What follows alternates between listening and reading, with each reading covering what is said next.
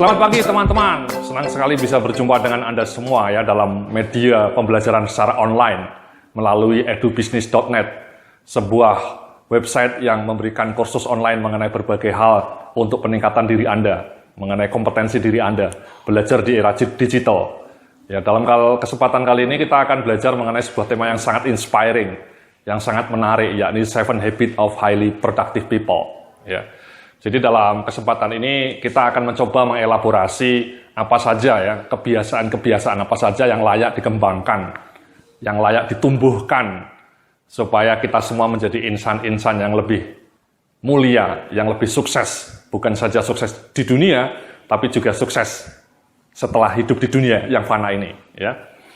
Jadi dalam berbagai episode video tutorial ini nanti kita akan belajar bersama, mengelaborasi bersama temuan-temuan riset terkini mengenai 7 Habits of Highly Productive People. Ya.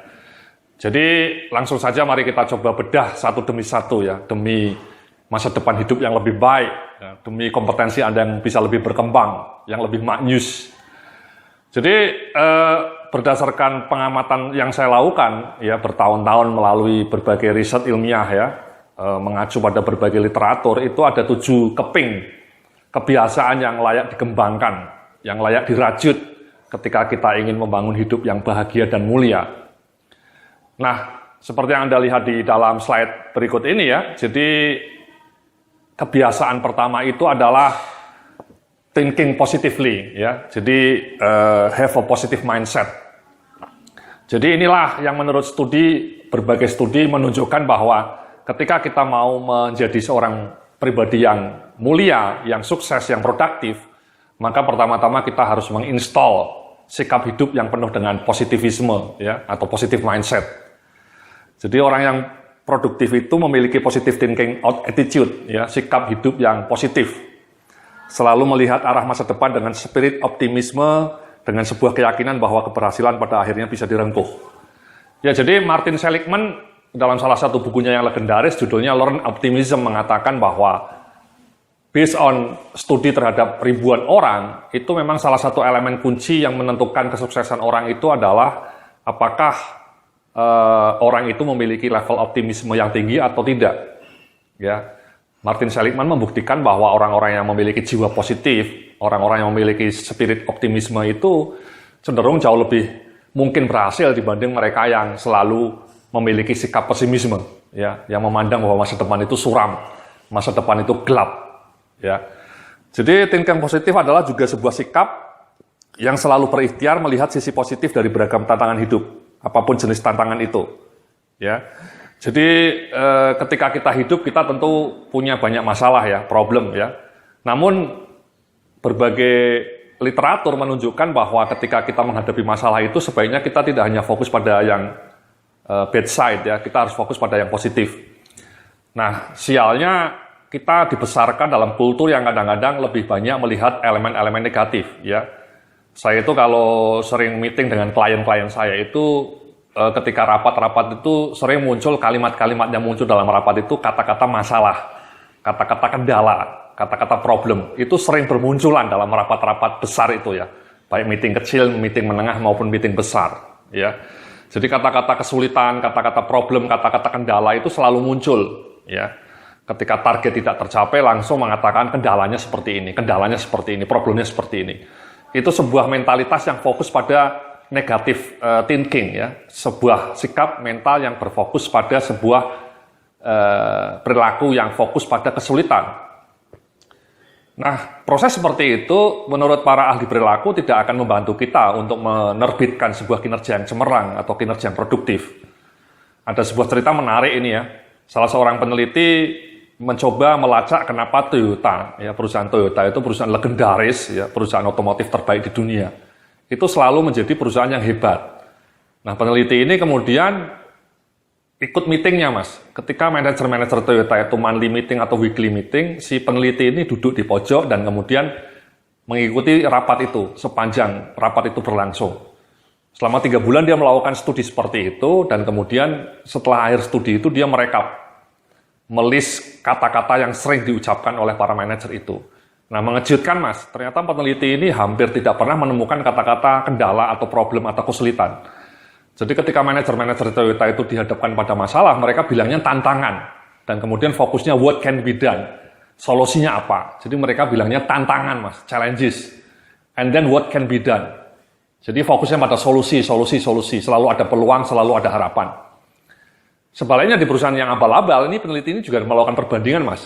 Di perusahaan yang abal-abal, sebaliknya yang terjadi, ya ketika dia ikut rapat selama 3 bulan juga, kemudian ketika akhir bulan ketiga dia merekap daftar list yang dia catat, itu sangat sering muncul kalimat problem, kendala, masalah, atau menyalahkan departemen lain, menyalahkan divisi lain, kendalanya ini. Jadi kata-kata yang berbau pesimisme, ya, itulah kenapa peneliti ini mengatakan kalau Anda ingin maju, sebaiknya ubah itu mentalitas Anda, ya. Anda beli Renso, di brainwash otak Anda, hilangkan kata-kata kendala, hilangkan kata-kata sulit, hilangkan kata-kata masalah dari kosakata Anda. Fokus pada solusi, fokus pada tantangan, and then what can be done. Itulah mentalitas optimisme, Mas. Ya, jadi selalu melihat kebaikan, selalu melihat harapan, selalu melihat peluang, bukan hanya fokus pada kesulitan, ya. Jadi dalam slide berikutnya ini juga Anda bisa melihat sebuah gambar yang menarik, ya. Habit of thinking positif adalah sejenis kebiasaan yang senantiasa berfokus pada bright spot dan bukan selalu mengeluh atas beragam keadaan. Ya, ada salah seorang pelari yang kakinya putus tapi dia tetap bisa berlari. Ya, fokusnya pada bright spot, pada apa yang bisa dia lakukan, bukan hanya mengeluh kemudian dia kakinya putus, ya. Tapi dia fokus pada sesuatu yang menerbitkan harapan dan selalu gigih berjuang. Nah, peneliti perilaku mengatakan bahwa sebaiknya kita juga mengembangkan perilaku seperti itu. Ya, fokus pada sesuatu yang positif. Nah, sayangnya di berbagai kantor, ya, kalau Anda datang ke kantor di koridor-koridor, ketika makan siang ngobrol, ketika istirahat break ngobrol, itu selalu yang keluar seringkali kalimat-kalimat yang negatif, ya. Problem di kantornya, problem pekerjaannya, problem atasannya, problem perusahaannya. Mengeluh atasannya tidak fair, ya, mengeluh perusahaannya tidak mau memberikan gaji yang besar, itu fokus pada keluhan-keluhan, pada problem, pada kendala. Nah, mentalitas seperti itu somehow in the long run akan membuat kita menjadi makin pesimis. Ya, itulah again and again studi mengatakan bahwa kalau Anda ingin menjadi lebih produktif, limpahi kosakata Anda itu kan dengan kalimat-kalimat yang lebih positif, ya, yang menerbitkan harapan, yang menerbitkan peluang. Bukan yang melulu fokus pada kendala, kesulitan. Ya. Hilangkan itu kata-kata kendala atau kesulitan atau problem. Oke? Nah, bagaimana lalu caranya ya untuk menerbitkan positive mindset ini? Ya, jadi ada banyak hal, Mas. Ya, jadi yang pertama seperti yang Anda lihat di slide depan saya ini, ya, kalau bisa Anda lebih banyak membaca, menyimak positive information. Ya, jadi jangan terlalu sering nonton berita-berita yang negatif, ya. Nah, sayangnya di media massa ini kan slogannya bad news is good news. Jadi kalau Anda lihat berita entah di koran, entah di televisi, itu selalu isinya bad news, ya, korupsi, pembunuhan, bencana alam, ya, kebakaran, konflik, ya, kecelakaan mobil. Itu semua yang di-blow up oleh media. Karena media punya ideologi bad news is good news. Bad news itu yang bisa dijual. Dan itu very dangerous. Ketika kita terpapar berita-berita negatif seperti itu every day, every single day, itu mentalitas kita bisa menjadi makin pesimis. Martin Seligman sekali lagi mengatakan bahwa semakin Anda sering menonton televisi, semakin Anda tidak objektif memandang kehidupan. Ya, itu luar biasa, ya. Sekali lagi, semakin sering Anda menonton televisi, semakin Anda tidak objektif memandang kehidupan. Kenapa tidak objektif? Karena yang tiap hari Anda lihat di televisi tiap malam, itu berita-berita negatif, berita-berita yang menyemburatkan pesimisme. Ya, jadi kemudian kita pelan-pelan juga menjadi makin pesimis. Nah, itulah kenapa kemudian kita sebaiknya fokus pada berita-berita yang positif. Ya, saya sendiri terus terang juga sudah jarang nonton televisi, Mas. Ya, sudah 5 tahun saya itu tidak pernah nonton televisi selain acara National Geographic Channel atau siaran sepak bola. Ya, atau berita-berita yang menerbitkan harapan, berita-berita yang mengabarkan success stories, itu yang lebih banyak dibaca. Nah, yang kedua, kalau bisa memiliki jaringan teman yang punya aura energi positif, ya. Jadi lingkaran pergaulan Anda itu sangat punya pengaruh, Mas. Ya, ada sebuah pepatah mengatakan bahwa masa depan Anda itu ditentukan oleh 5 orang sahabat terbaik Anda. Ya, 5 orang terdekat Anda, 5 orang kawan terdekat Anda itu akan sangat memengaruhi kehidupan Anda. Jaringan pergaulan Anda. Jadi kalau teman-teman Anda itu orang-orang yang juga suka mengeluh, orang-orang yang suka pesimis, orang-orang yang tidak yakin dengan masa depan, itu very dangerous. Anda pelan-pelan juga akan tertular sikap seperti itu. Karena lingkaran pergaulan itu sangat menular, Mas. Sebuah studi menunjukkan bahwa kalau salah seorang atasan di kantor itu emosi, maka mood kantor itu juga akan emosi dengan seketika, menular. Emosi itu akan menular. Jadi mood itu menular, Mas. Kalau teman-teman Anda itu moodnya, energinya positif, itu dengan mudah menular kepada Anda. Sebaliknya kalau Anda ke kantor dan melihat teman-teman Anda wajahnya loyo, ya, lolo, ya, atau BT gitu ya, macet, BT, kemudian tidak semangat, itu dengan mudah perilaku atau body language tidak semangat itu langsung memengaruhi Anda, ya. Karena bahkan pakar body language, ya, salah seorang pakar body language mengatakan jangan pernah underestimate dengan bahasa tubuh Anda. Ketika Anda jalan seperti ini, Mas, ya, jalannya seperti ini, itu saja sudah menunjukkan bahwa Anda tidak semangat, dan itu menular. Tapi sebaliknya kalau Anda berbicara dengan penuh energi, ya, dengan penuh semangat, itu akan memberikan satu elemen yang positif bagi penerbitan sikap mental yang optimis. Ya. Jadi coba renungkan ya siapa saja teman Anda di kantor ataupun di komunitas, ya, dan Anda identifikasi apakah teman-teman dekat Anda itu memiliki karakteristik yang positif atau negatif.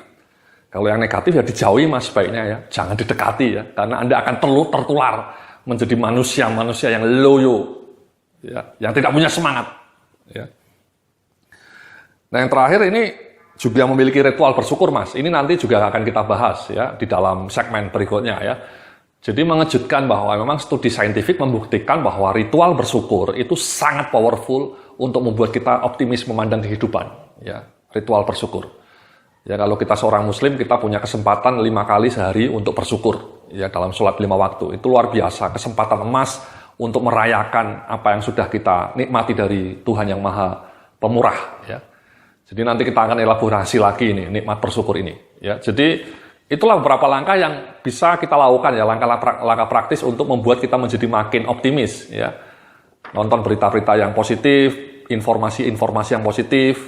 Ya, jangan juga Anda follow akun-akun yang negatif ya. Anda follow di Facebook friend-friend Anda itu dibersihkan, Mas.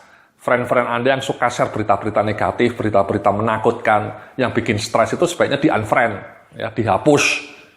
Karena itu akan membuat mood Anda terpengaruh. Ya, bayangkan Anda pagi-pagi buka Facebook, tahu-tahu gambarnya kecelakaan atau gambar yang menakutkan atau berita-berita yang mencemaskan, itu mudah memantik emosi, mudah menurunkan mood Anda. Ya. Jadi kalau bisa unfriend, ya hanya follow-follow akun yang inspiring. Ya. Saya punya akun namanya Strategi Bisnis ya, di Twitter followernya 50.000. Kenapa mereka suka dengan akun saya? Karena akun saya selalu mengabarkan semangat, Mas, merayakan optimisme. Ya, jadi mereka senang. Ya, jadi tolong Anda juga itu, selain berita-berita negatif, hindari, fokus pada berita positif. Kalau bisa juga Anda follow akun-akun yang inspiring, yang positif, ya, yang bisa membuat Anda menjadi lebih bersemangat. Ya. Yang kedua tadi ya, jaringan teman Anda harus lebih wise, harus lebih oke, ya. Be wise in choosing your friend, ya. Dan kemudian yang berikutnya adalah Anda jangan lupa untuk terus bersyukur, ya. Gratitude ritual bersyukur, ya. Jadi itu, Mas, habit pertama, positive mindset, ya. Jadi membangun sebuah sikap optimisme, ya. Itu sangat penting, fondasi untuk membuat hidup Anda menjadi lebih produktif. Ya, fokusnya pada harapan dan peluang, pada solusi, bukan pada kesulitan, bukan pada problem, bukan pada kendala. Ya, kata-kata kendala, problem, kesulitan itu kalau bisa dieliminasi, dikurangi, direduksi. Supaya hidup Anda menjadi lebih sumringah. Oke? Nah, ada tugas yang menarik ini, Mas. Ya. Jadi dalam segmen pertama ini, saya memberikan tugas yang menarik. Ya. Jadi Anda bisa lihat slide di depan saya ini. Coba Anda renungkan ya, atau tuliskan tantangan hidup yang tengah Anda hadapi saat ini. ya. Lalu lacak aspek positif apa yang Anda miliki untuk mengatasi tantangan itu. Jadi tugas ini mendorong Anda, mengajak Anda untuk melihat aspek positif dalam diri Anda. Ya, fokus pada apa yang bagus dalam diri Anda, your bright spot. Ya, jadi ketika Anda dihadapkan pada masalah, jangan fokus pada kesulitan modal, kesulitan tidak mampu, tidak memiliki kompetensi, tidak sanggup. Itu fokus pada kesulitan, Mas. Ya, kenapa Anda tidak fokus pada apa yang sudah Anda miliki, yang kira-kira bagus? Ya. Misalnya Anda masih punya otak untuk berpikir, itu kan sesuatu yang layak disyukuri, Mas. Ya. Mending Anda belum masuk, mohon maaf ya, belum masuk rumah sakit jiwa ya, masih bisa berpikir, itu kan sesuatu yang luar biasa. Kenapa kita fokus pada kesulitan modal, kesulitan takut, itu buang jauh. Ya. Jadi fokus pada apa yang sudah Anda miliki positif. Mungkin aspek positif lainnya, mungkin Anda masih punya pekerjaan, ya. Anda punya sepeda motor. Ya, Anda punya koneksi internet, itu kan sesuatu yang positif. Atau Anda memang dalam diri Anda itu merasa bahwa Anda orang yang cukup gigih, ya. Anda orang yang bisa mencari tahu dengan secara mandiri, ya. Anda senang belajar googling, itu kan sesuatu yang positif, Mas. Ya. Jadi kekuatan, ya, renungkan masa depan Anda dan kekuatan positif apa yang membuat Anda optimis menghadapi masa depan. Ya. Jadi kalau yang pertama tadi, kita mengajak Anda untuk melihat aspek positif yang ada dalam diri Anda sekarang. Ya, ketika Anda sedang menghadapi tantangan sekarang. Ya, tantangan pekerjaan, tantangan nasib, tantangan rezeki. Apa yang Anda miliki sehingga Anda merasa optimis untuk menaklukkan tantangan itu. Ya. Itu tugas pertama. Yang kedua adalah renungkan masa depan Anda. Ya, masa depan Anda, entah Anda seorang pekerja di kantor atau seorang pebisnis, ya, apa sih masa depan Anda? Mau ingin karir yang meningkat, ya, ingin memiliki perusahaan sendiri, atau ingin omset bisnis yang meningkat, atau ingin pindah ke perusahaan lain yang bisa membuat Anda makin berkembang, whatever. Ya, renungan masa depan Anda, goals Anda, ya, atau memiliki blog yang legendaris, ya, apapun, anything. Nah, lalu setelah Anda merenungkan masa depan Anda itu, coba lacak apa kekuatan positif Anda, ya, kekuatan positif Anda, sehingga Anda merasa yakin bahwa cita-cita itu bisa tercapai. Ya, contohnya misalnya saya membayangkan bahwa masa depan saya itu saya ingin punya blog yang makin terkenal, ya, blog bisnis yang legendaris. Nah, ketika saya punya goal seperti itu, ya, kalau bisa pengunjungnya sehari bisa 10.000, ya. Sekarang blog saya itu pengunjungnya rata-rata sehari hanya 6.000, ya. 6.000 itu sangat tinggi, ya, untuk sebuah blog personal. Saya punya cita-cita meningkatkan menjadi 10.000 pengunjung blog bisnis yang legendaris, ya. Nah, kemudian saya membayangkan apakah saya punya aspek-aspek positif untuk mencapai goals itu. Ya. Nah, saya yakin, ya, apa kemampuannya? Saya bisa menulis, ya, dengan bagus. Saya bisa membuat tulisan-tulisan yang bisa menjadi viral. Saya punya database email yang banyak.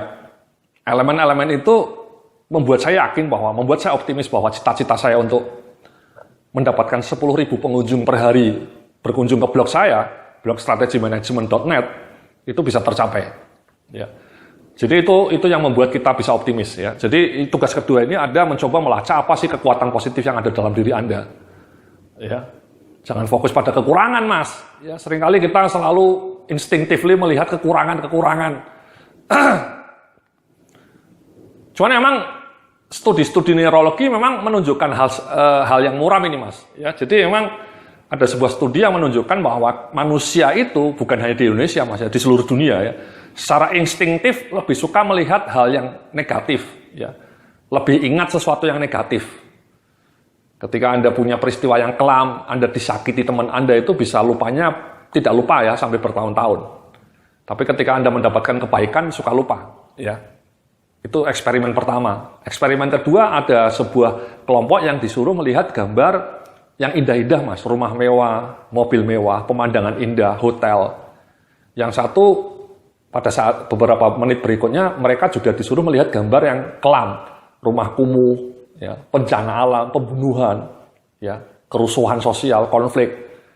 Nah, 6 bulan kemudian mereka di-scan, Mas, otaknya, ya, dan ternyata kelompok yang melihat gambar yang negatif ini lebih ingat, Mas, dibanding mereka yang melihat gambar-gambar yang positif, ya.